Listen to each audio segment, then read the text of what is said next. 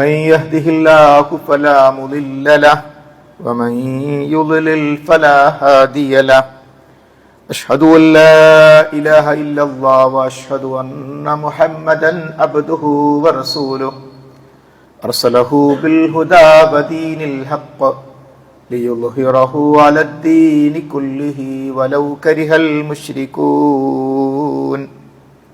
اللهم صل على محمد وعلى آل محمد أما بعد فإن خير الحديث كتاب الله وخير الهدي هدي محمد صلى الله عليه وسلم وشر الأمور محدثاتها فكل محدثة بدعة وكل بدعة ضلالة أعوذ بالله من الشيطان الرجيم يا أيها الذين آمنوا اتقوا الله حق تقاته ولا تموتن إلا وأنتم مسلمون يا أيها الناس اتقوا ربكم الذي خلقكم من نفس واحدة وخلق منها زوجها وبث منهما رجالا كثيرا ونساء واتقوا الله الذي تساءلون به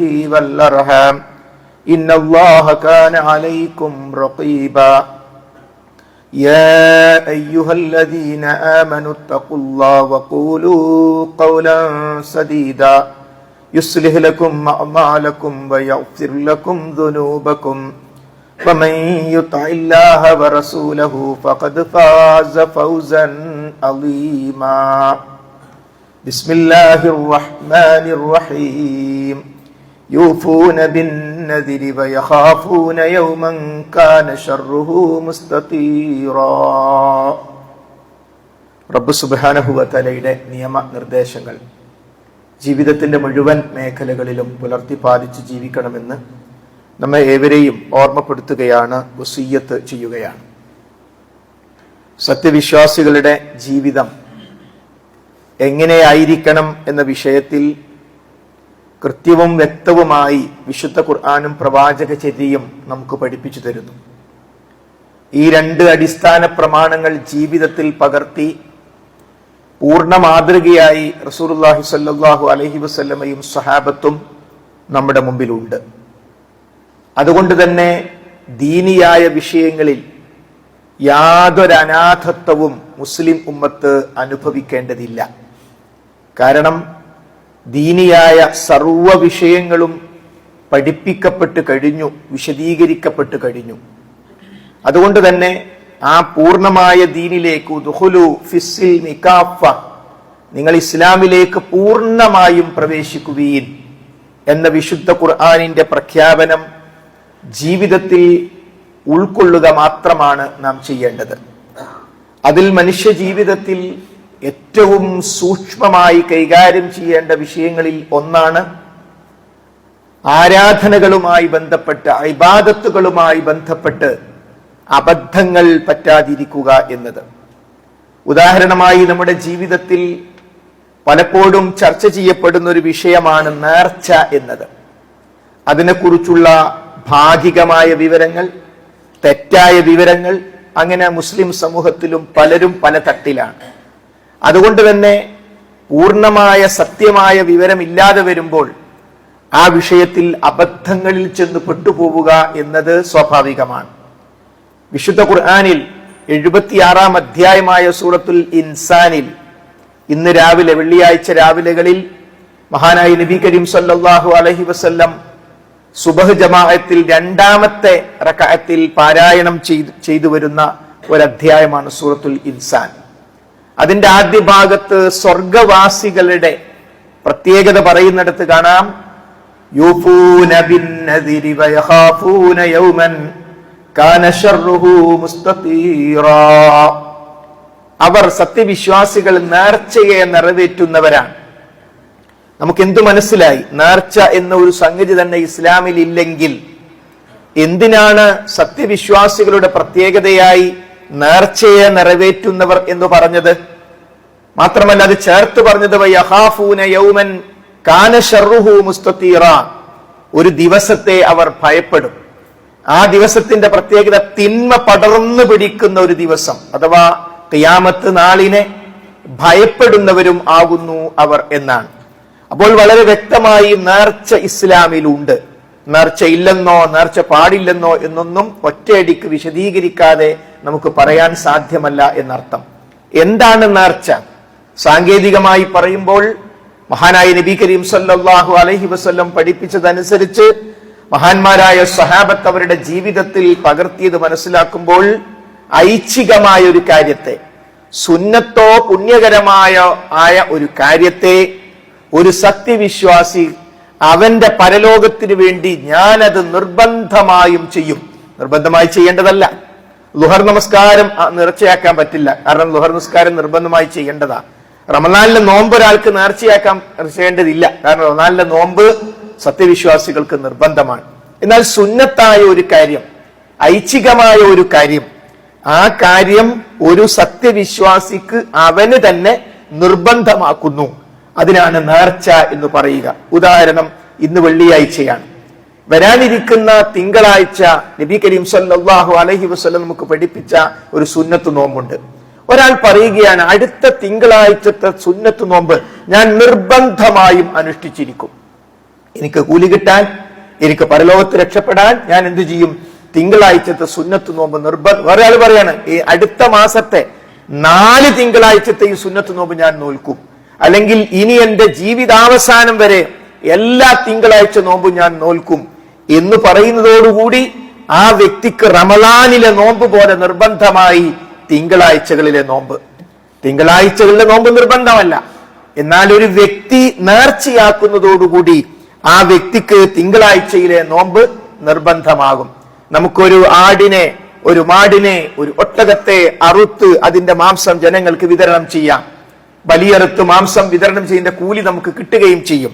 എന്നാൽ ഒരാൾ അള്ളാഹുവിന്റെ പേരിൽ നേർച്ചയാക്കുന്നു, ഞാൻ റമദാൻ 1 എന്റെ വക ഒരു മാടിനെ അറുത്ത് ജനങ്ങൾക്ക്, പ്രത്യേകിച്ച് നോമ്പ് നോൽക്കുന്ന ആളുകൾക്ക് ഞാൻ ആ മാംസം വിതരണം ചെയ്യും. അയാൾ നേർച്ചയാക്കിയാൽ അത് നിർബന്ധമായും ചെയ്തേ പറ്റൂ. അപ്പോൾ നമുക്ക് മനസ്സിലായി, നേർച്ച എന്ന് പറഞ്ഞാൽ പുണ്യകരമായ സുന്നത്തായ ഒരു കാര്യത്തെ ഒരു സത്യവിശ്വാസി തനിക്കു വേണ്ടി, പരലോകത്ത് കൂലി കിട്ടാൻ വേണ്ടി അത് നിർബന്ധമായി പടച്ചവനോട് പ്രതിജ്ഞ ചെയ്യുമ്പോൾ അത് നേർച്ച എന്ന ഐറ്റത്തിലേക്ക് വരും. അപ്പോൾ നേർച്ചയുണ്ട്. ഇനി നേർച്ചയുടെ കാര്യങ്ങളിൽ തന്നെ വ്യവസ്ഥ വെച്ചുകൊണ്ടുള്ള നേർച്ചയുണ്ട്. എന്റെ കുട്ടിക്ക് ഫുൾ A+ കിട്ടിയാൽ ഞാൻ ഇന്നത് ചെയ്യും എന്ന രൂപത്തിൽ നേർച്ചയെ, എന്റെ ഭാര്യയുടെ, എന്റെ മകളുടെ പ്രസവം എളുപ്പത്തിൽ നടന്നാൽ ഞാൻ ഇന്ന കാര്യം ചെയ്യും, ഇതുപോലെയുള്ള കാര്യങ്ങൾ നമുക്ക് കാണാൻ പറ്റും. മറ്റൊന്ന്, വ്യവസ്ഥ വെക്കാതെയുള്ള നേർച്ചകൾ. നേരത്തെ നാം പറഞ്ഞതുപോലെ ഒരാള് നേരത്തെ ഏതെങ്കിലും ഒരു സൽക്കർമ്മ അള്ളാഹുവിന്റെ പേരിൽ നേർച്ചയാക്കുന്നു. അങ്ങനെ വ്യവസ്ഥ വെച്ചുകൊണ്ടും വ്യവസ്ഥ വെക്കാതെയുമുള്ള നേർച്ചകളുണ്ട്.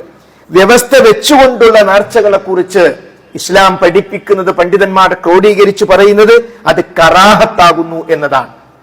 അത് വെറുക്കപ്പെട്ട കാര്യമാണ്. അതെന്താണ്? പടച്ചോന് വേണമെങ്കിൽ എന്റെ കുട്ടിക്ക് എന്ത് ചെയ്യാം?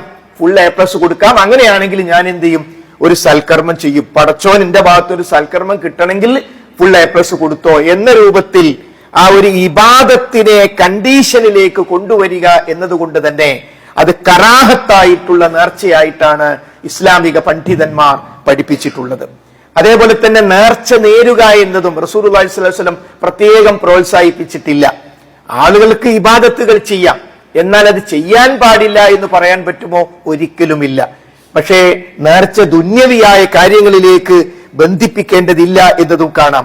മാത്രമല്ല, മഹാനായ നബി കരീം സ്വല്ലല്ലാഹു അലൈഹി വസല്ലം പറഞ്ഞു, ലാ തൻദുറു ഫഇന്നൻ നദറ ലാ യുഗ്നി മിനൽ ഖദരി ഷൈഅൻ വഇന്നമാ യുസ്തഖ്റജു ബിഹി മിനൽ ബഖീൽ.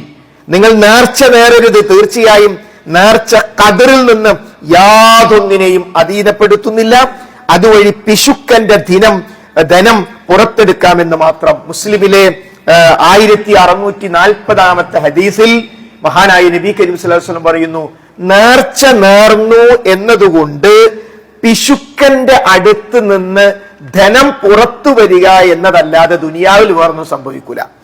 അപ്പോ കാര്യങ്ങൾക്ക് വേണ്ടി, കാര്യം സാധിക്കുവാൻ വേണ്ടി നേർച്ച നേരുക എന്നത് ശരിയല്ല എന്ന് ഈ മുസ്ലിം ഹദീസ് നമുക്ക് പഠിപ്പിക്കുന്നു. ഇനി ഒരാൾ നേർച്ച നേർന്നാലോ, മഹാനായ ഉമർ ബിൻ ഖത്താബ് റളിയല്ലാഹു അൻഹു പറയുകയാണ്, ഞാൻ ജാഹിലിയ്യ കാലത്ത് അഥവാ ഇസ്ലാമിലേക്ക് കടന്നു വരുന്നതിന് മുമ്പ് മസ്ജിദുൽ ഹറാമിൽ ഏത്തിക്കാഫ് ഇരിക്കാൻ വേണ്ടി നിയ്യത്താക്കിയിരുന്നു. ഇപ്പൊ ഞാനത് വീട്ടേണ്ടതുണ്ടോ? മഹാനായ നബി കരീം സ്വല്ലല്ലാഹു അലൈഹി വസല്ലം പറഞ്ഞു, തീർച്ചയായും നീ നിന്റെ നേർച്ചയെ നിറവേറ്റുക. ശരിക്കും മനസ്സിലാക്കണം, മഹാനായ ഉമർ ബിൻ ഖത്താബ് റളിയല്ലാഹു അൻഹു ഇസ്ലാമിലേക്ക് കടന്നു വരുന്നതിന് മുമ്പാണ്. അന്നും അവർക്കും മസ്ജിദുൽ ഹറാം ഉണ്ട്, അവരും അതിനെ ആദരിച്ചിട്ടുണ്ട്. അവരുടെ കയ്യിലായിരുന്നു മസ്ജിദുൽ ഹറാം. മക്കയിലെ മുശ്രിക്കുകളുടെ കയ്യിലായിരുന്നു അതിന്റെ പരിചരണം. അതിൽ 300-ൽ പരം വിഗ്രഹങ്ങൾ ഉണ്ടായിരുന്നു. അതിൽ നിന്നാണ് റസൂലുള്ളാഹി സ്വല്ലല്ലാഹു അലൈഹി വസല്ലം ആ ഹറമിനെ ശുദ്ധീകരിച്ച് ഇബ്രാഹിം നബി അലൈഹിസ്സലാം കൊണ്ടുവന്ന അതേ ആദർശത്തിലേക്ക് തിരിച്ചു കൊണ്ടുവരികയാണ് മഹാനായ നബി കരീം സ്വല്ലല്ലാഹു അലൈഹി വസല്ലം ചെയ്തത്. അപ്പോൾ മക്കയിലെ മുശ്രിക്കുകൾക്ക് റസൂലുള്ളാഹിയോട് ബദറിൽ വെച്ച്, ഉഹദിൽ വെച്ച്, ഖന്തക്കിൽ വെച്ച്, ഹുനൈനിൽ വെച്ച് യുദ്ധം ചെയ്ത മക്കയിലെ മുശ്രിക്കുകൾക്ക് ഹജ്ജുണ്ട്, അവർക്ക് ഉംറയും ഉണ്ട്. ഹജ്ജും ഉംറയും ഒക്കെ അവരാണ് അവിടെ നിയന്ത്രിച്ചത്, അതിലാർക്കും തർക്കമില്ല. നമുക്ക് കാണാൻ പറ്റും ഹദീസ് ഗ്രന്ഥങ്ങളിൽ അവർ നിർവഹിച്ച ആ ഹജ്ജ് ചെയ്യുമ്പോൾ അവർ നിർവഹിച്ച തൽബിയത്ത് കാണാൻ പറ്റും. ലബ്ബൈക് അല്ലാഹുമ്മ ലബ്ബൈക് ലബ്ബൈക ലാ ശരീക ലക ലബ്ബൈക് എന്ന് പറഞ്ഞിട്ട് ഇസ്ലാമിന് വ്യത്യസ്തമായി ഇല്ലാ ശരീകൻ ഹുവലക് തംലികുഹു വമാ മലക് എന്ന് മക്കയിലെ മുശ്രിക്കുകൾ കൂട്ടിച്ചേർത്തു. നമ്മൾ ഇഹ്റാം ചെയ്തു കഴിഞ്ഞാൽ നമ്മൾ ഹജ്ജിന് പോകുന്നു, ഉംറക്ക് ചെയ്യുന്നു. നമ്മൾ മീഖാത്തിലെത്തുമ്പോൾ വിമാനത്തിൽ നിന്ന് ഒരു അറിയിപ്പ് തരും, മീഖാത്തിലെത്തിയിരിക്കുന്നു എന്നൊരു അറിയിപ്പ് തരും. അങ്ങനെ അറിയിപ്പ് തരുന്നില്ലെങ്കിൽ അതിന്റെ വിമാനത്തിലെ ജീവനക്കാരോട് പറഞ്ഞാൽ മതി, ഞാൻ ഇങ്ങനെ ഉംറക്ക് പോവുകയാണ്, അതുകൊണ്ട് മീഖാത്തിലെത്തുമ്പോൾ വിവരം അറിയിക്കണമെന്ന് പറഞ്ഞാൽ അവർ പറയും മീഖാത്തിലെത്തി. എത്തിയ ഉടനെ ആ നിമിഷം മുതൽ നമ്മൾ പറയേണ്ടതാണ് ലബ്ബൈക് അല്ലാഹുമ്മ ലബ്ബൈക് ലബ്ബൈക ലാ ശരീക ലക ലബ്ബൈക്. അല്ലാഹുവേ, നിന്റെ വിളിക്കുത്തരം നൽകി ഞാനിതാ വന്നിരിക്കുന്നു, നിനക്ക് യാതൊരു പങ്കുകാരുമില്ല, നിന്റെ വിളിക്കുത്തരം നൽകി ഞാനിതാ വന്നിരിക്കുന്നു. എപ്പോഴാ തുടങ്ങേണ്ടത്? മീഖാത്തിലെത്തുമ്പോൾ. സ്വാഭാവികമായും നമുക്ക് ഇഹ്റാമിന്റെ ഡ്രസ്സ് ധരിക്കാൻ വിമാനത്തിൽ വെച്ച് പ്രയാസമായിരിക്കും. അതുകൊണ്ട് കണ്ണൂർ എയർപോർട്ടിലാണെങ്കിൽ എയർപോർട്ടിൽ എത്തിയിട്ട് ആളുകൾ എന്ത് ചെയ്യും? ആ ഡ്രസ്സ് ധരിക്കും. അവിടുന്ന് അങ്ങ് തെൽബിയത്ത് തുടങ്ങും. അവിടുന്ന് തെൽബിയത്ത് തുടങ്ങേണ്ടതില്ല. മാത്രമല്ല, ചില ആളുകൾ തെൽബിയത്ത് ചൊല്ലി ക്ഷീണിച്ചു പോകും. അപ്പൊ ഇനി അവിടുന്ന് അങ്ങോട്ട് ചെല്ലുമ്പോഴേക്കും അവർക്ക് ആരോഗ്യം പോലും ഉണ്ടാവില്ല ചെല്ലാൻ. അതുകൊണ്ട് തെൽബിയത്ത് ചെല്ലേണ്ടത് എയർപോർട്ടിൽ വെച്ചല്ല, മറിച്ച് ഇഹ്റാമിൽ പ്രവേശിക്കാം സൗകര്യത്തിന് വേണ്ടി. എന്നാൽ അത് സ്റ്റാർട്ട് ചെയ്യേണ്ടത് തീർച്ചയായും മീഖാത്തിൽ വെച്ചാണ്. അപ്പോൾ ആ ഒരു സമ്പ്രദായം ഇസ്ലാമിനെ എതിർത്ത മക്കയിലെ മുശ്രിക്കുകൾക്കും ഉണ്ടായിരുന്നു. അവരും കഅബാലയം പരിപാലിച്ചവരാണ്. കഅബാലയത്തിൽ ഇബ്രാഹിം നബിയുടെ വിഗ്രഹം വെച്ചവരാണ്. ഇസ്മായിൽ നബിയുടെ ലാത്തയുടെ, ഉസ്സയുടെ, മനാത്തയുടെ വിഗ്രഹം വെച്ചവരാണ്. അവരും ഉംറ ചെയ്യുമ്പോ, അവരും ഹജ്ജിന് വരുമ്പോ ഇതേ കാര്യം പറഞ്ഞു, ലബ്ബൈക് അല്ലാഹുമ്മ ലബ്ബൈക് ലബ്ബൈക ലാ ശരീക ലക ലബ്ബൈക്. അത്രയും മുസ്ലിങ്ങളും മുശ്രിക്കുകളും സമമാണ്. അല്ലാഹുവേ, നിന്റെ വിളിക്കുത്തരം നൽകി ഞങ്ങൾ ഇതാ വന്നിരിക്കുന്നു, നിനക്ക് യാതൊരു പങ്കുകാരുമില്ല, നിന്റെ വിളിക്കുത്തരം നൽകി ഞങ്ങൾ ഇതാ വന്നിരിക്കുന്നു. പിന്നെ അവർ കൂട്ടിച്ചേർത്തത് എന്താണ്? അതാണ് ഇന്ത്യയിലെ ബഹുദൈവ വിശ്വാസികളും മക്കയിലെ ബഹുദൈവ വിശ്വാസികളും എല്ലാവരും വിശ്വസിക്കുന്ന ഒരു കാര്യം. അതാണ് ഇല്ലാ ശരീകൻ ഹുവലക് തംലികുഹു വമാ മലക്. ഒരു പങ്കുകാരൊഴികെ, പടച്ചോനെ നിനക്ക് യാതൊരു പങ്കുകാരുമില്ല, അതാ ഇസ്ലാം പറയുന്നത്. അവര് കൂട്ടിച്ചേർത്ത് ഒരു പങ്കുകാരൊഴികെ ഹുവലക്, അത് നിന്റേതാണ്. ഞങ്ങൾ ചില കാര്യങ്ങളൊക്കെ ഇബ്രാഹിം നബിയെ എന്ന് വിളിക്കുന്നുണ്ട്. ഇസ്മായിൽ നബിന്റെ വിഗ്രഹത്തിലെടുത്ത് പോകുന്നു, അത് നിന്റേതാണല്ലോ, ഇബ്രാഹിം നബി നിന്റേതല്ലേ. തംലികുഹു വമാ മലക്, അവർ ഉടമപ്പെടുത്തുന്നത് നിന്റെ അധീനതയിലുള്ളതാണ്. നീ കൊടുക്കാത്ത ഒരു കഴിവ് ആർക്കില്ല? ഇബ്രാഹിം നബിക്കില്ല. അത് ഇബ്രാഹിം നബിയെ കാക്കണേന്ന് മക്കയിലെ മുശ്രിക്ക് വിളിക്കുമ്പോ ഇബ്രാഹിം നബി സ്വയം ഒരു പടച്ചോനങ്ങൾക്ക് വിശ്വാസമല്ല. ഇബ്രാഹിം നബി പടച്ചോന്റെ മഹാനായ ഒരു വലിയാണ്. ആ ഇബ്രാഹിം നബിയുടെ മുഴുവൻ കഴിവ് അള്ള കൊടുത്ത കഴിവാണ്. അപ്പോ റസൂൽ പറഞ്ഞ ആ ഭാഗം പറ്റില്ല, ആ ഭാഗം പറ്റില്ല. അള്ളാഹു അവന്റെ ഒരു കഴിവ് ഒരാൾക്കും കൊടുക്കില്ല. അതുകൊണ്ട് ആ ഭാഗം ഒഴിവ്. അവിടെയാണ് അവർ വിയോജിച്ചത്. ഹറമിൽ വരണോ വരേണ്ട ഒരു അഭിപ്രായ വ്യത്യാസമല്ല, ഹജ്ജ് ചെയ്യണോ ചെയ്യേണ്ട അഭിപ്രായ വ്യത്യാസമല്ല, അത് അവരും ചെയ്യുന്നുണ്ട്. പക്ഷെ നിങ്ങളുടെ ഹജ്ജ് ശരിയല്ല, നിങ്ങളുടെ ഉംറ ശരിയല്ല. കാരണം നിങ്ങൾ പടച്ചവനിൽ പങ്കു ചേർക്കുന്നുണ്ട്. ഇബ്രാഹിം നബിയെ നിങ്ങൾ പടച്ചവനിലേക്ക് പങ്കു ചേർക്കുന്നു എന്ന് പറഞ്ഞുകൊണ്ടാണ് ഞാൻ പറഞ്ഞുകൊണ്ടുവന്നത്. ഈ തരത്തിൽ മഹാനായ ഉമർ ബിൻ ഖത്താബ് റളിയല്ലാഹു അൻഹു ആ ഒരു ആശയത്തിലായിരുന്നു മുമ്പുണ്ടായിരുന്നത്. കഅബ പരിപാലിച്ചു കൊണ്ടിരുന്ന, വിഗ്രഹങ്ങൾ വെച്ചുകൊണ്ടിരുന്ന കാലഘട്ടത്തിൽ ആ സമൂഹത്തിന് മാറിയിട്ട് റസൂലുള്ളാഹി സ്വല്ലല്ലാഹു അലൈഹി വസല്ലമയെ ശക്തമായി എതിർത്ത മഹാനായ ഉമർ ഇബ്നുൽ ഖത്താബ് ഇസ്ലാമിലേക്ക് കടന്നു വരുന്നു. ഇസ്ലാമിലേക്ക് കടന്നത് യഥാർത്ഥ ഹജ്ജും യഥാർത്ഥ ഉംറയും റസൂലുള്ളാഹി പഠിപ്പിച്ചിട്ടുണ്ട്. അപ്പൊ പറയാ, ഞാൻ ജാഹിലിയ്യ കാലത്ത്, എനിക്കിതൊന്നും മനസ്സിലാവാത്ത ഒരു കാലത്ത് ഞാൻ ഒരു നേർച്ച നേർന്നിരുന്നു. അവർക്ക് ഈത്തിക്കാഫ് ഉണ്ട്, അന്നും ഈത്തിക്കാഫ് ഉണ്ട്. ഞാൻ മസ്ജിദുൽ ഹറാമിൽ ഈത്തിക്കാഫ് ഇരിക്കാൻ വേണ്ടി നിയ്യത്ത് ചെയ്തിരുന്നു. അത് ഞാൻ എന്ത് ചെയ്യണമെന്ന് ചോദിച്ചപ്പോൾ മഹാനായ നബി കരീം സ്വല്ലല്ലാഹു അലൈഹി വസല്ലം പറഞ്ഞു, ഫഔഫി ബിനദിരിക്, നീ നിന്റെ നേർച്ചയെ നിറവേറ്റുക. എന്താ അനുവാദം കൊടുക്കാൻ കാരണം? പുണ്യകരമായ ഒരു കാര്യത്തിനാണ് നേർച്ച. അന്നത് പുണ്യമല്ല. കാരണം അന്ന് ഇബ്രാഹിം നബിയുടെ ഇസ്മായിൽ നബി വിഗ്രഹത്തിന്റെ മുമ്പിൽ ആ വചന ഇരിക്കുന്നത്. അതൊക്കെ അവിടുന്ന് ഒഴിവാക്കി യഥാർത്ഥ ഈത്തിക്കാഫ് അപ്പൊ അവിടെ ഉള്ളത്. അതുകൊണ്ട് അന്ന് നേർച്ചയാക്കിയത് ഉമർ, ഫഔഫി ബിനദിരിക്, നിന്റെ നേർച്ച നിനക്ക് പൂർത്തിയാക്കാം എന്ന് ഹബീബായ നബി കരീം സല്ലല്ലാഹു അലൈഹി വസല്ലം പഠിപ്പിക്കുകയാണ്. അപ്പോൾ അതേപോലെ തന്നെ ജീവിച്ചിരിക്കുന്ന ഒരാൾ നേർച്ചയാക്കി, പക്ഷെ ആ നേർച്ച നിറവേറ്റാൻ കഴിയാതെ ആ വ്യക്തി മരണപ്പെട്ടാൽ മറ്റുള്ളവർക്ക് ആ നേർച്ച നിറവേറ്റാം. ഇത്ര യത്തീം കുട്ടികൾക്ക് ഒരു ദിവസത്തെ ഭക്ഷണം ഞാൻ കൊടുക്കും എന്ന് നമ്മുടെ ഉമ്മ നേർച്ചയാക്കിയായി നമ്മൾ കേട്ടു. ഉമ്മ മരിച്ചുപോയി എങ്കിൽ നമുക്ക് ആ നേർച്ച നിറവേറ്റാം. അപ്പോൾ നേർച്ച ഉണ്ട്. നേർച്ച ഇസ്ലാം പഠിപ്പിക്കുന്ന കാര്യമാണ്. വ്യവസ്ഥ വെച്ചുകൊണ്ടുള്ള നേർച്ച കറാഹത്തായ കാര്യമാണ്. ഒരു കാര്യം സാധിക്കാൻ വേണ്ടി, എന്റെ മോളെ പ്രസവം ഇത്ര ദിവസമാണ്, അതുകൊണ്ട് ഞാൻ 3 ദിവസം നോമ്പുൽക്കാണ് ആ പ്രസവം എളുപ്പമായി കിട്ടാൻ. ഇബാദത്താണല്ലോ നേർച്ച. നേർച്ച ഇബാദത്താണ്. ഇബാദത്ത് എന്തിനു വേണ്ടിയാണ്? ഇബാദത്തുകൾ മുഴുവൻ എന്തിനു വേണ്ടിയാണ്? യാ അയ്യുഹന്നാസു ഉബ്ദു റബ്ബക്കുമുല്ലദീ ഖലഖക്കും വല്ലദീന മിൻ ഖബ്ലിക്കും ലഅല്ലക്കും തത്തഖൂൻ. ജനങ്ങളെ, നിങ്ങളെയും നിങ്ങൾക്ക് മുമ്പുള്ളവരെയും സൃഷ്ടിച്ചവനായ നിങ്ങളുടെ റബ്ബിനെ ഇബാദത്ത് എടുക്കണം. എന്തിന്? ലഅല്ലക്കും തത്തഖൂൻ, നിങ്ങൾ ദോഷബാധയെ, നരകത്തിൽ നിന്ന് രക്ഷപ്പെടാനാണ് ഇബാദത്ത്. നരകമാകുന്ന മഹാവിപത്ത് നിന്ന് രക്ഷപ്പെടാനാണ് ഇബാദത്ത്. ആ ഇബാദത്തിൽപ്പെട്ടതാണ് നേർച്ചയും. അപ്പൊ നമ്മുടെ ഈ ചെറിയ കാര്യത്തിന് പ്രസവം എളുപ്പമാകാൻ വേണ്ടി, ഒരു A+ കിട്ടാൻ വേണ്ടി ഇതിനൊന്നും ചെറുതാക്കി കൊണ്ടുവരേണ്ടതല്ല നേർച്ച എന്ന് പറയുന്നത്. അപ്പൊ അതുകൊണ്ട് നമുക്കൊരു സംശയം, ഇങ്ങനെ പ്രതിസന്ധി ഘട്ടങ്ങൾ വന്നാൽ നമ്മൾ എന്ത് ചെയ്യും? നിങ്ങൾ പറഞ്ഞത് ശരി, മോള് പ്രസവ റൂം കുത്തിരിക്കുമ്പോ പുറത്ത് നേർച്ച നേരണ്ട, സമ്മതിച്ചു. എന്റെ മോളെ പ്രസവം നീ എളുപ്പാക്കണേ പഠിച്ചോനെ, അങ്ങനെയാണെങ്കിൽ ഒരു ചാക്കരി ഞാൻ ഇന്ന സ്ഥലത്ത് കൊടുക്കും. ആ നേർച്ചയാണ് കറാഹത്താണെന്ന് പറഞ്ഞത്. അത് പറ്റൂല എന്ന് മനസ്സിലായി. പിന്നെ എന്ത് ചെയ്യണം? അവിടെയാണ് 3 ആളുകൾ ഒരു ഗുഹയിൽ അകപ്പെട്ടു പോയി. ആ ഗുഹയിൽ അകപ്പെട്ടു പോയ ആളുകളുടെ പുറത്ത് വലിയ പാറക്കല്ല് വന്ന് വീണ് അണഞ്ഞപ്പോ നബി കരീം സല്ലല്ലാഹു അലൈഹി വസല്ലം സ്വഹാബാക്കൾക്ക് പഠിപ്പിച്ചു കൊടുക്കുന്നു, അവിടെ അവർ ചെയ്ത ശരിയായ ഒരു പ്രവർത്തനം. ആ പ്രവർത്തനം നേർച്ചയായിരുന്നില്ല. ആ ഗുഹയിൽ അകപ്പെട്ടും പാറക്കല്ല് കൊണ്ട് മൂടി, ഒരു രക്ഷയില്ല പുറത്തു കിടക്കാൻ. ഇതാരാ പറയുന്നത്? നബി കരീം സല്ലല്ലാഹു അലൈഹി വസല്ലം സ്വഹാബാക്കൾക്ക് പറഞ്ഞു കൊടുക്കാൻ. അപ്പൊ അവര് ശൂറ കൂടി, നമ്മൾ എന്ത് ചെയ്യും? നമ്മൾ 3 പേരും കൂടി കൈകൊണ്ട് ശക്തമായി തള്ളിയാൽ ഈ പാറക്കല്ല് നീങ്ങില്ല, നമ്മുടെ അവസാനം ഇവിടെ തന്നെയായിരിക്കും, നമുക്ക് രക്ഷപ്പെടണം. അവർ ശൂറ ചെയ്തു. എന്നിട്ട് അവർ തീരുമാനിച്ചു, നമുക്ക് തവസ്സുലാക്കാം. അപ്പോൾ നേർച്ചയല്ല അവിടെ വേണ്ടത്, തവസ്സുലാണ്. എന്താ തവസ്സുൽ എന്ന് പറഞ്ഞാൽ? തവസ്സുലിൽ അവർ വ്യത്യസ്ത ഇനങ്ങളുണ്ട്. തവസ്സുലിൽ അവർ ചെയ്ത ഇനം എന്ന് പറയുന്നത്, അവർ ആ ഗുഹക്കുള്ളിൽ അകപ്പെട്ടു പോകും മുമ്പ് അവരുടെ ജീവിതത്തിൽ അവർ ചെയ്ത സൽക്കർമ്മങ്ങൾ എടുത്ത് അള്ളാഹുവിനോട് ദുആ ചെയ്തു. ഒരാൾ പ്രാർത്ഥിച്ചു, പടച്ചവനെ, എന്റെ മാതാപിതാക്കൾ ഞാൻ ജോലി കഴിഞ്ഞ് വരുമ്പോൾ പലപ്പോഴും അവർ മയങ്ങിയിട്ടുണ്ടാകും. എന്റെ കുരുന്നുകൾ വിശന്ന് കരയുമ്പോഴും എന്റെ മാതാപിതാക്കൾക്ക് ഭക്ഷണം കൊടുത്തതിന് ശേഷം മാത്രമാണ് എന്റെ കുട്ടികൾക്ക് പോലും ഞാൻ ഭക്ഷണം കൊടുത്തു. പടച്ചവനെ, അത് നിന്റെ പ്രീതി ആഗ്രഹിച്ചുകൊണ്ടാണ്.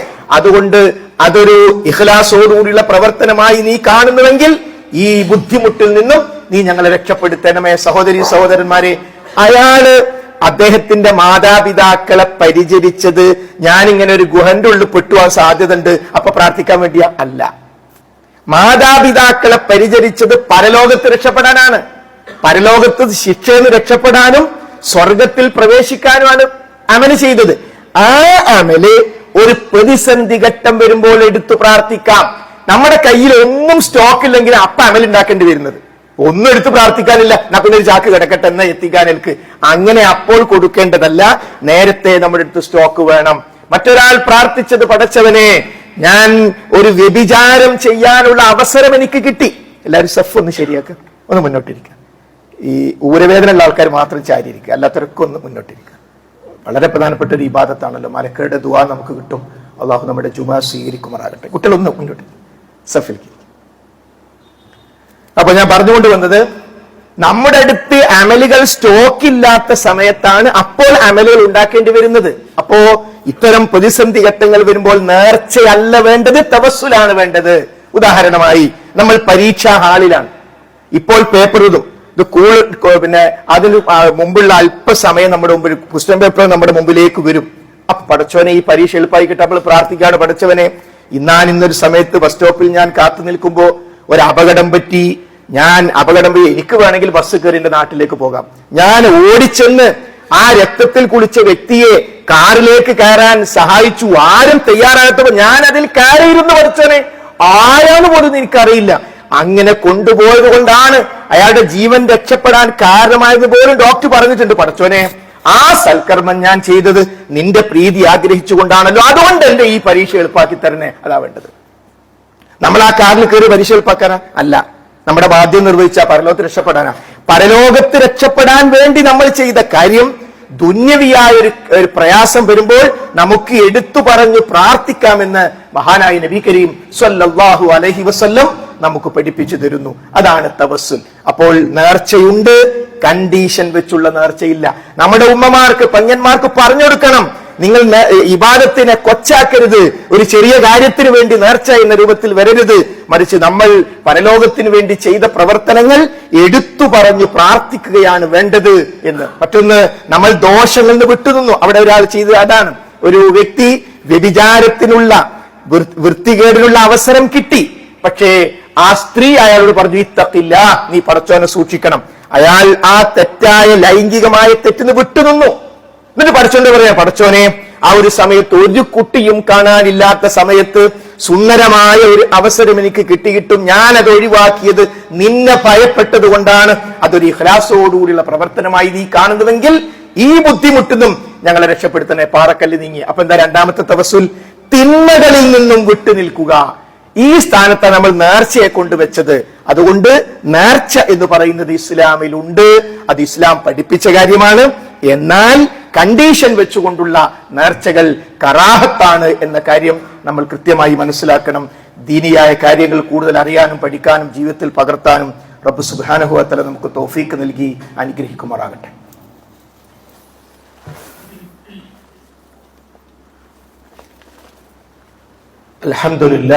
അൽഹംദുലില്ലാഹി റബ്ബിൽ ആലമീൻ വസ്സലാത്തു വസ്സലാമു അലാ റസൂലിഹിൽ അമീൻ വഅലാ ആലിഹി വസ്വഹ്ബിഹി അജ്മഈൻ. അമ്മാ ബഅദ്. ഒരിക്കൽ കൂടി റബ്ബ് സുബ്ഹാനഹു വ തആലയുടെ നിയമനിർദ്ദേശങ്ങൾ ശ്രദ്ധിക്കണം, സൂക്ഷിക്കണമെന്ന് ഓർമ്മപ്പെടുത്തുകയാണ്. സഹോദരീ സഹോദരങ്ങളെ, ഇസ്ലാമും നേർച്ചയും തമ്മിലുള്ള ബന്ധമാണ് നാം മനസ്സിലാക്കിയത്. നേർച്ച ഉണ്ടെന്നും അത് ഇസ്ലാം പഠിപ്പിച്ച കാര്യമാണെന്നും ആ നേർച്ച എന്ന് പറഞ്ഞാൽ പുണ്യകരമായ സുന്നത്തായ ഒരു കാര്യത്തെ നമ്മുടെ പരലോകത്തിന് വേണ്ടി ഞാൻ ചെയ്യും എന്ന് നിർബന്ധമാക്കിയാൽ അത് ചെയ്യൽ നിർബന്ധമാണ് എന്നും നാം മനസ്സിലാക്കി. അതോടൊപ്പം വ്യവസ്ഥകൾ വെച്ചുകൊണ്ടുള്ള നേർച്ച വെറുക്കപ്പെട്ടതാകുന്നു എന്നും നാം മനസ്സിലാക്കി. ഈ നേർച്ച തന്നെ നമ്മൾ ഒരിക്കലും സ്വർഗത്തിൽ പ്രവേശിക്കാതിരിക്കാൻ ഇതേ നേർച്ച കാരണമാകും. നേർച്ച തെറ്റിപ്പോയാൽ ഒരിക്കലും നമ്മൾ സ്വർഗത്തിൽ പ്രവേശിക്കാതെ നരകത്തിൽ നിത്യവാസികളായി പോകാൻ കാരണമായി തീരും ഈ നേർച്ച വഴി തെറ്റി. അതായതാണ് നേർച്ച. ആ നേർച്ച മക്കയിലെ മുശ്രിക്കുകൾ ഇബ്രാഹിം നബി അലൈഹിസ്സലാമിന് ചെയ്ത നേർച്ചയാണ്. ഇസ്മായിൽ നബി അലൈഹിസ്സലാമിന് ചെയ്ത നേർച്ചയാണ്. നേർച്ച ഇബാദത്ത് ആർക്കാ കൊടുക്കേണ്ടത്? ഇബാദത്ത് ആർക്കാണ് കൊടുക്കേണ്ടത്? ഒരു സംശയവുമില്ല, ഇബാദത്ത് പടച്ചോനാണ് കൊടുക്കേണ്ടത്.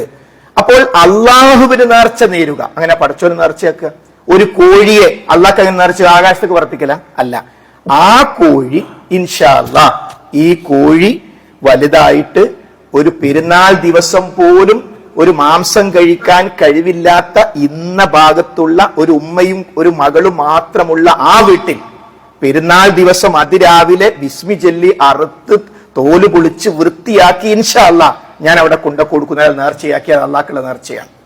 ആ കോഴിയെ ആ പാവപ്പെട്ട വീട്ടുകാർക്ക് നേർച്ചയാക്കുക വഴി അള്ളാഹുവിന്റെ പ്രീതി ആഗ്രഹിക്കുന്നു. അത് അള്ളാഹുവിനുള്ള നേർച്ചയാണ്. അതേ കോഴിയെ ഇന്ന് ഷെയ്ഖിന് വേണ്ടി ഞാൻ നേർച്ചയാക്കുന്നു എന്ന് പറഞ്ഞാലോ? അവിടെ നേർച്ച ഒന്ന് റൂട്ട് തെറ്റി. അള്ളാഹുവിന് നേർച്ചയാക്കുക എന്ന് പറഞ്ഞാൽ അത് സൽക്കർമ്മം ചെയ്തുകൊണ്ട് പടച്ചവന്റെ പ്രീതി ആഗ്രഹിക്കാൻ വേണ്ടിയാണ്. തിങ്കളാഴ്ച നോമ്പ് നോൽക്കുന്നു പറഞ്ഞാൽ അള്ളാഹുവിന്റെ പ്രീതി കിട്ടാൻ വേണ്ടി സുന്നത്തായ തിങ്കളാഴ്ച നോമ്പിനെ ഞാൻ എനിക്ക് വേണ്ടി ഫർളാക്കുന്നു പരലോകത്ത് രക്ഷപ്പെടാൻ. അവിടെ പ്രീതി ആയിരുന്ന, പ്രതിഫലായിരുന്ന, കാവലായിരുന്ന പടച്ചവൻ. ഇന്ന് ഷെയ്ഖിന് വേണ്ടി ഞാൻ നേർച്ചയാക്കുന്നു പറഞ്ഞാൽ ആ ഷെയ്ഖിന്റെ കാവല് കിട്ടാൻ, ആ ഷെയ്ഖിന്റെ പ്രീതി കിട്ടാൻ. അതാണ് നബി കരീം സല്ലല്ലാഹു അലൈഹി വസല്ലം ബദർ നടത്തിയ നേർച്ച. അതാണ് നേർച്ച ഉണ്ട്, സംശയമല്ല. നിങ്ങൾ ഒരിക്കലും ഇബ്രാഹിം നബിക്ക് നേർച്ച കൊടുക്കരുത്, ഇസ്മായിൽ നബിക്ക് നേർച്ച കൊടുക്കരുത്. അങ്ങനെ നേർച്ച കൊടുത്താൽ അത് അവർക്കുള്ള ഇബാദത്തായി മാറും. അവരിൽ നിന്ന് അവരുടെ കാവല് കിട്ടാൻ, അവരുടെ നിന്ന് നന്മ കിട്ടാൻ, അവരുടെ പ്രീതി കിട്ടാൻ. ചില സ്ഥലത്തൊക്കെ കാണാം, മോനെ കോഴി എറിയരുത്, ശക്തമായി കല്ലെടുത്ത് എറിയുമ്പോ അറിയോ അത് ഷെയ്ഖിന്റെ പേരിൽ നേർച്ചാക്കിയ കോഴിയാണ്, ഷെയ്ഖിന്റെ കുരുത്തക്കേട് കിട്ടും. ഷെയ്ഖിന്റെ അടുത്തുനിന്ന് അഭൗതികമായി കാര്യകാരണ ബന്ധങ്ങൾക്ക് അതീതമായി എന്തോ ഒരു ഉപദ്രവം നമുക്ക് വരും. അങ്ങനെ വിചാരിക്കാൻ ഒരുത്തനേ ഈ ലോകത്തുള്ളൂ, അത് റബ്ബാണ്, അല്ലാഹു സുബ്ഹാനഹു വ തആലയാണ്. ലാ ഇലാഹ ഇല്ലല്ലാഹ്, അല്ലാഹു അല്ലാതെ ആരാധ്യനായി ആരും തന്നെ ഇല്ല. അപ്പൊ സഹോദരങ്ങളെ, നേർച്ച പൂർണ്ണമായും വഴിതെറ്റിപ്പോകുന്നത് റബ്ബിന് മാത്രം കൊടുക്കേണ്ട നേർച്ച റബ്ബല്ലാത്തവരിലേക്ക് തിരിഞ്ഞാൽ അതോടുകൂടി നമ്മുടെ കലിമത്ത് തൗഹീദ് തകർന്നു പോകും. അപ്പൊ നേർച്ച നേർന്ന ഷെയ്ഖിന് വല്ല കുഴപ്പമുണ്ടോ? ഒരു കുഴപ്പമില്ല. മക്കയിലെ മുശ്രിക്കുകൾ ഇബ്രാഹിം നബിക്ക് നേർച്ച, ഇബ്രാഹിമിക്ക് കുഴപ്പമില്ലല്ലോ. ഇബ്രാഹിം നബി ഇത് പഠിപ്പിച്ചോ? ഇല്ല. അതുകൊണ്ട് നമ്മൾ ആളുകളോട് കാര്യങ്ങൾ മനസ്സിലാക്കി കൊടുക്കുമ്പോൾ ആളുകൾ ആർക്ക് നേർച്ച നേരുന്നു അവരെ കുറ്റം പറയണ്ട. കബറിൽ മരിച്ചു കിടക്കുന്ന ആൾക്കാർക്ക് നേർച്ചു, കബറിൽ ആൾക്കാർ എന്ത് ചെയ്തു അവരത് അറിയുന്ന പോലുമില്ല. കബറാളികളെ നമ്മൾ കുറ്റം പറയണ്ട. ഏത് ഷെയ്ഖമാരെ പേരുന്ന ആ ഷെയ്ഖിനെ കുറ്റം പറയണ്ട. പക്ഷെ ആ ഷെയ്ഖ് പഠിപ്പിക്കാത്ത കാര്യം, ഉദാഹരണമായി മഹാനായ മുഹയ്യിദ്ദീൻ ഷെയ്ഖ് റഹ്മത്തുള്ളാഹി അലൈഹി, ആളുകൾ ദീനിൽ നകന്നപ്പോ ജനങ്ങളെ ദീനിലേക്ക് എത്തിക്കുന്നതിന് വേണ്ടി തന്റെ സമ്പത്തും ആരോഗ്യവും ഒക്കെ പരിശ്രമിച്ച ആളാണ് മുഹയ്യിദ്ദീൻ, ദീനിനെ ജീവിപ്പിച്ചവൻ എന്ന അപരനാമത്തിൽ പിന്നീട് അറിയപ്പെട്ട അബ്ദുൽ ഖാദർ ജീലാനി. അദ്ദേഹം ജനങ്ങളെ പഠിപ്പിച്ചത് എന്താ? ലാ ഇലാഹ ഇല്ലല്ലാഹ് എന്ന കലിമത്ത് തൗഹീദാണ്.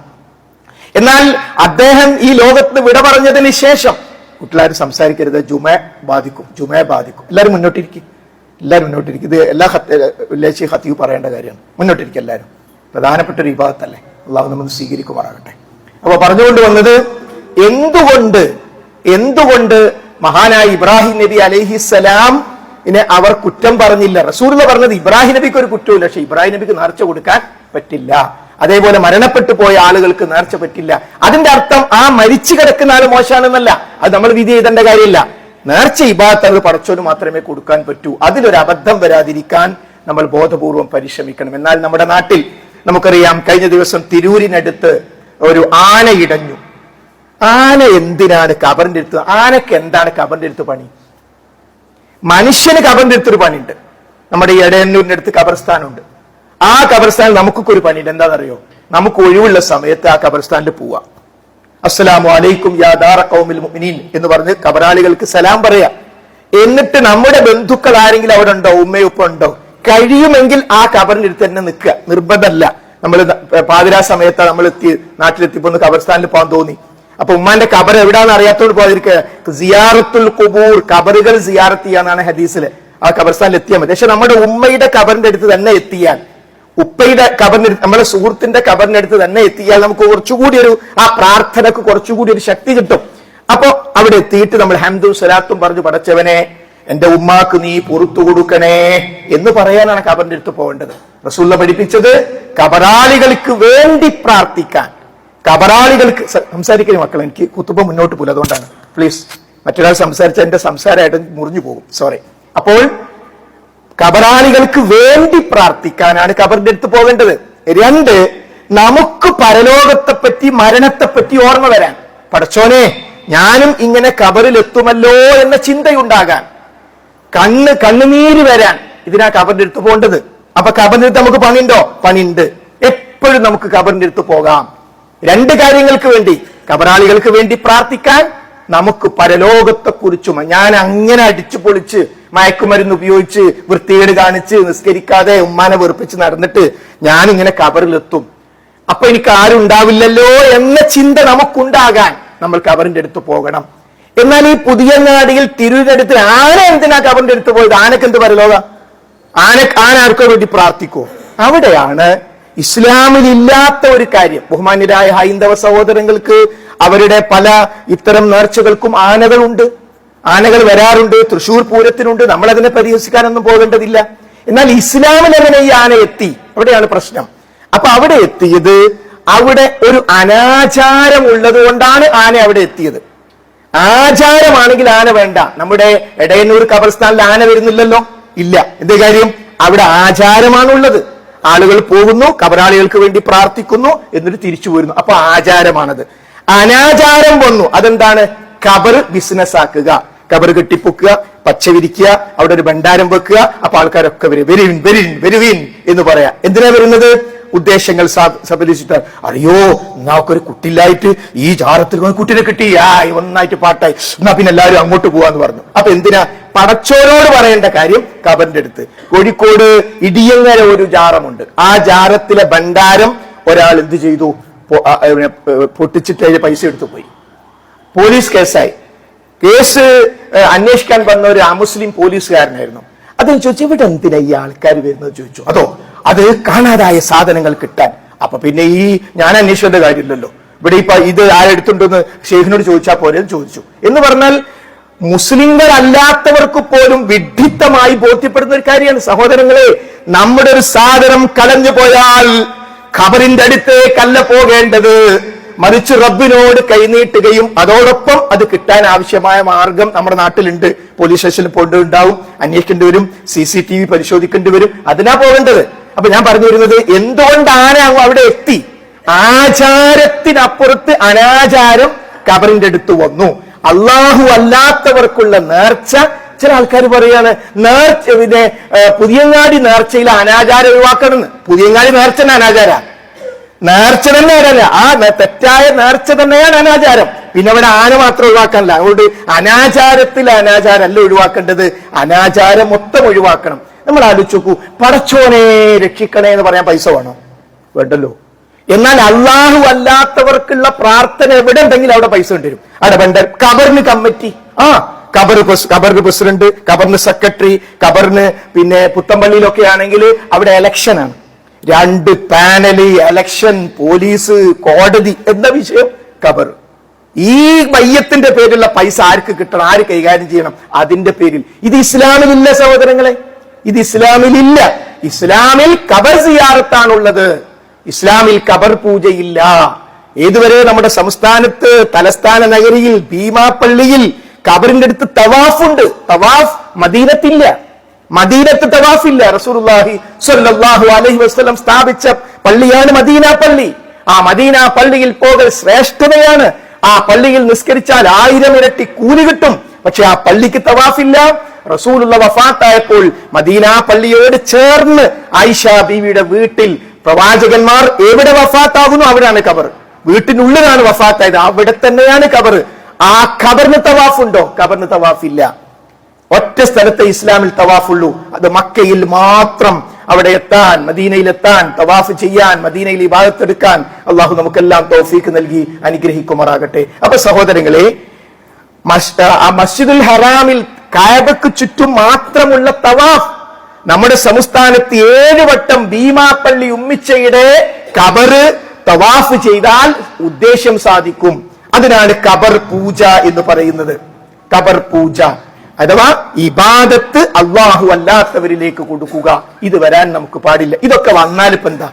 ഇനി ആന അങ്ങോട്ടങ്ങ് അടഞ്ഞു, ആൾക്കാരങ്ങോട്ട് പ്രാർത്ഥിച്ച് എന്താ കുഴപ്പം? ഒറ്റ കുഴപ്പമേ ഉള്ളൂ, മരിച്ചു പോയാൽ നമ്മുടെ വിഷയമാണ് കുഴപ്പമാ. കുല്ലു നഫ്സിൻ ദാഇഖത്തുൽ മൗത്ത്, എല്ലാവരും ആത്മാവും മരണത്തിന്റെ രുചി ആസ്വദിക്കുക തന്നെ ചെയ്യും. ആ മരിച്ചു കഴിഞ്ഞാൽ നമ്മൾ ബേസിക്കലി ഒരു കുട്ടി പരീക്ഷയെ പാസ്സാകണമെങ്കിൽ അവന് ഓതറൈസേഷൻ വേണം. +2 പഠിക്കാത്ത ഒരു കുട്ടി കയറിയിട്ട് പരീക്ഷ എഴുതിയ മാർക്ക് കിട്ടുമോ? അവന്റെ റിസൾട്ട് പ്രഖ്യാപിക്കും. ഓൻ ബേസിക്കലി +2 അല്ല, ഓന് കണ്ടാ +2 എന്ന് തോന്നും, പക്ഷെ ഓൻ പഠിച്ചിട്ടില്ല. ഒരു കുട്ടി കയറി പരീക്ഷ.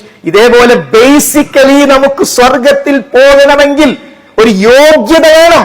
അതാണ് ഇസ്ലാമിലേക്ക് വരുമ്പോൾ ഒരു വ്യക്തി പറയേണ്ട അശ്ഹദു അൻ ലാ ഇലാഹ ഇല്ലല്ലാഹ് അള്ളാഹു അവനല്ലാതെ ആരാധ്യനില്ലെന്ന് ഞാൻ സാക്ഷ്യം വഹിക്കുന്നു.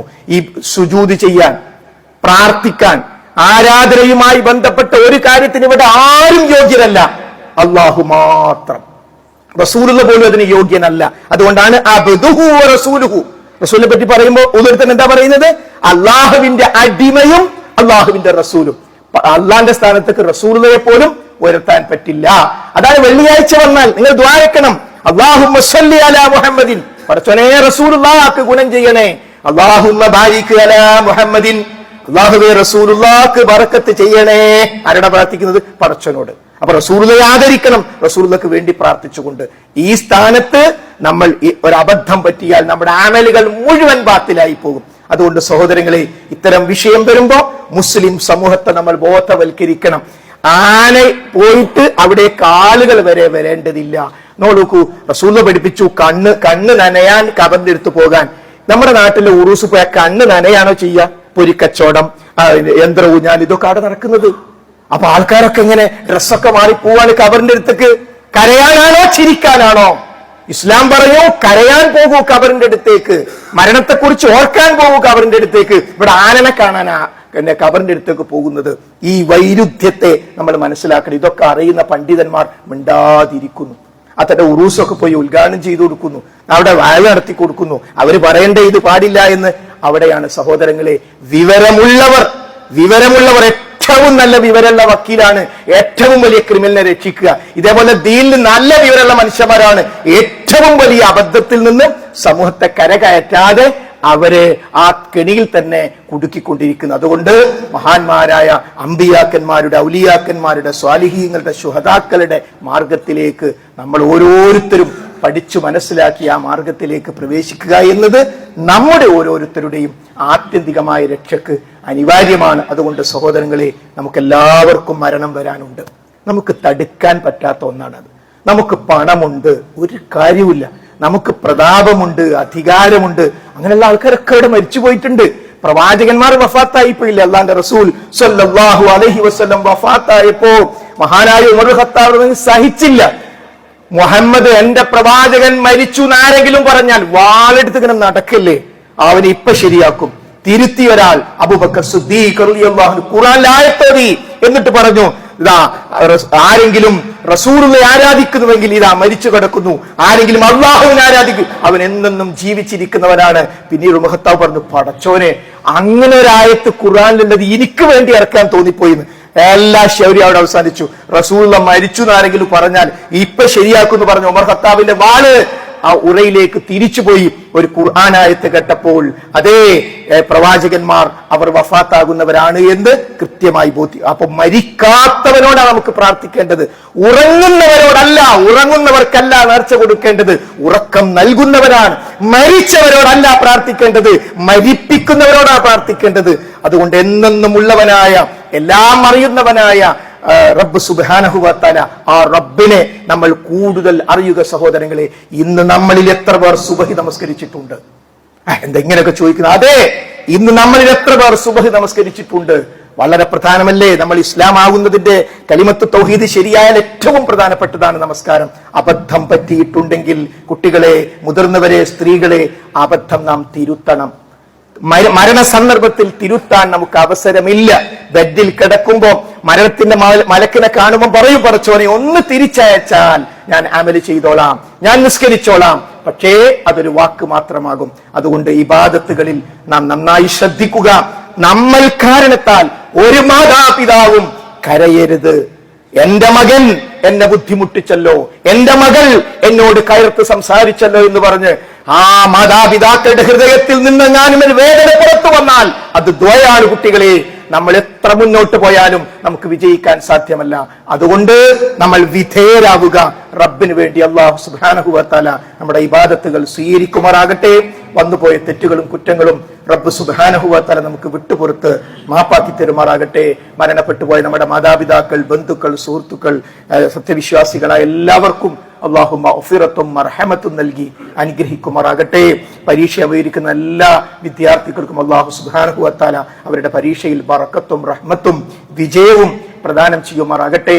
അബദ്ധങ്ങളിൽ പെടാതെ സുബദ്ധങ്ങളിലൂടെ തെറ്റുകളിൽ പെടാതെ ശരികളിലൂടെ മുന്നോട്ട് നീങ്ങാനുള്ള തൗഫീഖ് അല്ലാഹു സുബ്ഹാനഹു വ തആല നമുക്കെല്ലാം നൽകി അനുഗ്രഹിക്കുമാറാകട്ടെ.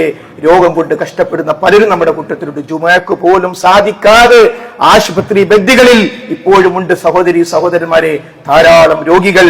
അവരെ അടുത്ത് നിൽക്കുന്നവർക്ക് ആഗ്രഹമുണ്ട് ജുമഅക്ക് പോകാൻ, പക്ഷെ പെട്ടെന്ന് വിളിവരും, അവർ ജുമഅക്ക് പോകാതെ ഓപ്പറേഷൻ തിയേറ്ററിന്റെ പുറത്ത് നിൽക്കണം. അല്ലാഹുവേ, എല്ലാവർക്കും ശിഫ നൽകണമേ. രോഗികളെ പരിചരിക്കുന്നവർക്ക് നീ വലിയ പ്രതിഫലം നൽകി അനുഗ്രഹിക്കണമേ. അല്ലാഹുവേ, നിന്റെ റഹ്മത്തിന്റെ മലക്കുകളുടെ അകമ്പടിയോടുകൂടി ഈ ലോകത്ത് തിരിച്ചു പോകാനുള്ള മഹാഭാഗ്യം നീ ഞങ്ങൾക്ക് പ്രദാനം ചെയ്യണമേ. അല്ലാഹുമ്മ ഗ്ഫിർ ലിൽ മുഅ്മിനീന വൽ മുഅ്മിനാത്ത് വൽ മുസ്ലിമീന വൽ മുസ്ലിമാത്ത് അൽഅഹ്യാഇ മിൻഹും വൽ അംവാത്ത് ഇന്നക മുജീബുദ് ദഅവാതി യാ ഖാദിയൽ ഹാജാത്ത് റബ്ബനാ ലാ തുസിഗ് ഖുലൂബനാ ബഅദ ഇദ് ഹദൈതനാ വഹബ് ലനാ മിൻ ലദുൻക റഹ്മ ഇന്നക അൻതൽ വഹ്ഹാബ് റബ്ബനാ ആതിനാ ഫിദ് ദുനിയാ ഹസന വഫിൽ ആഖിറതി ഹസനതൻ വഖിനാ അദാബൻ നാർ. ആമീൻ ആമീൻ ബിറഹ്മതിക യാ അർഹമർ റഹീമീൻ.